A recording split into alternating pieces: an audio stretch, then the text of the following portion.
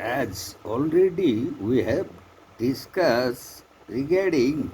who cannot sue, and the other portion that we will discuss in this video is that who cannot be sued, and there are such categories of persons such as the king or sovereign, the foreign sovereign, ambassadors, public officials, infants, lunatics, and married women who cannot be sued, and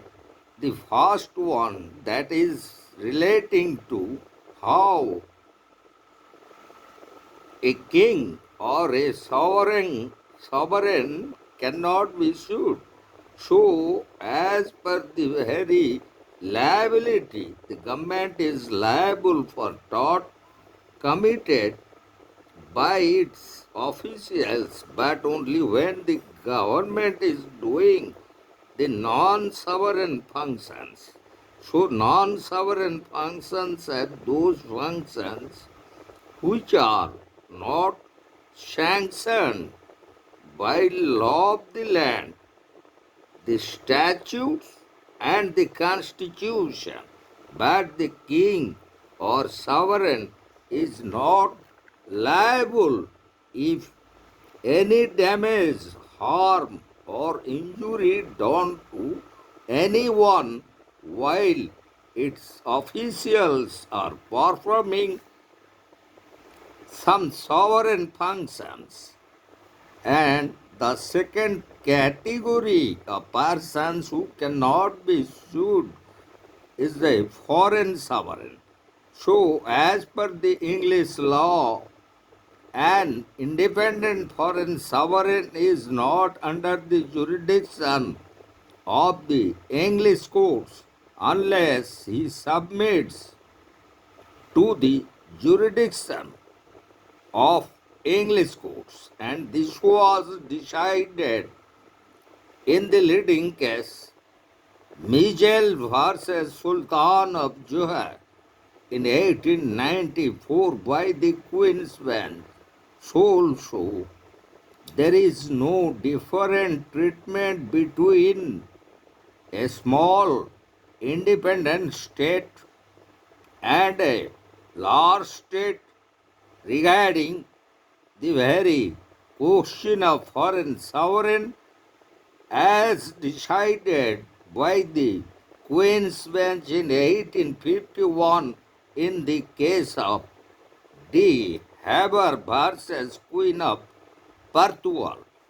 But a suit against a foreign sovereign could be started only by written permission of the Secretary of State or the Secretary of the Government. This principle is also followed in India. Section 86 of the Civil Procedure Code lays down that no suit could be filed against a foreign ruler unless a certified written permission obtained from a secretary to the government of India. And the third categories of persons who cannot be sued are the ambassadors. So a suit could not be filed against an ambassador, his family, and his staff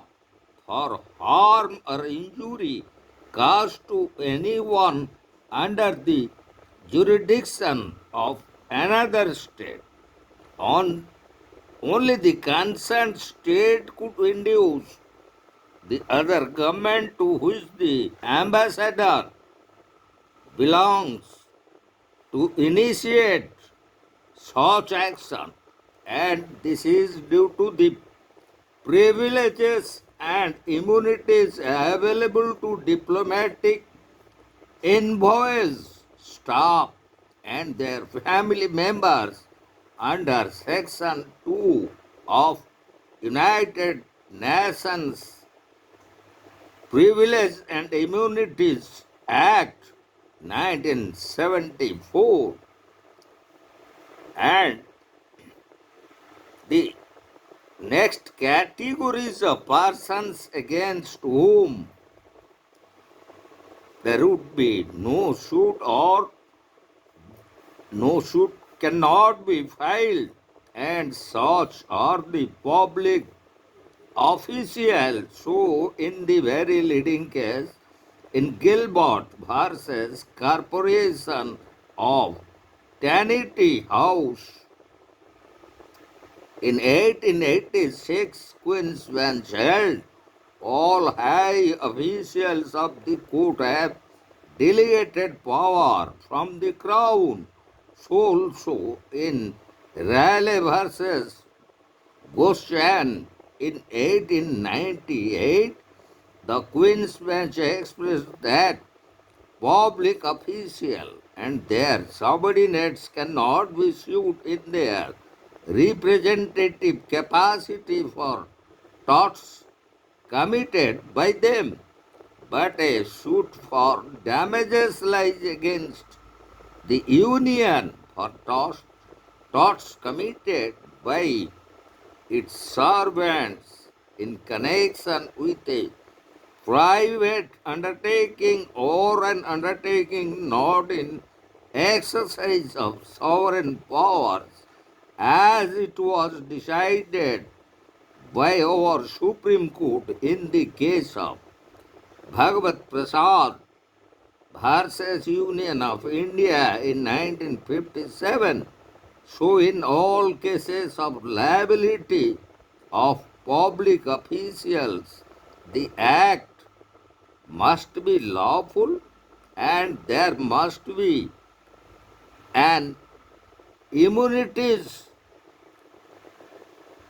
also. So, such persons and those categories of persons that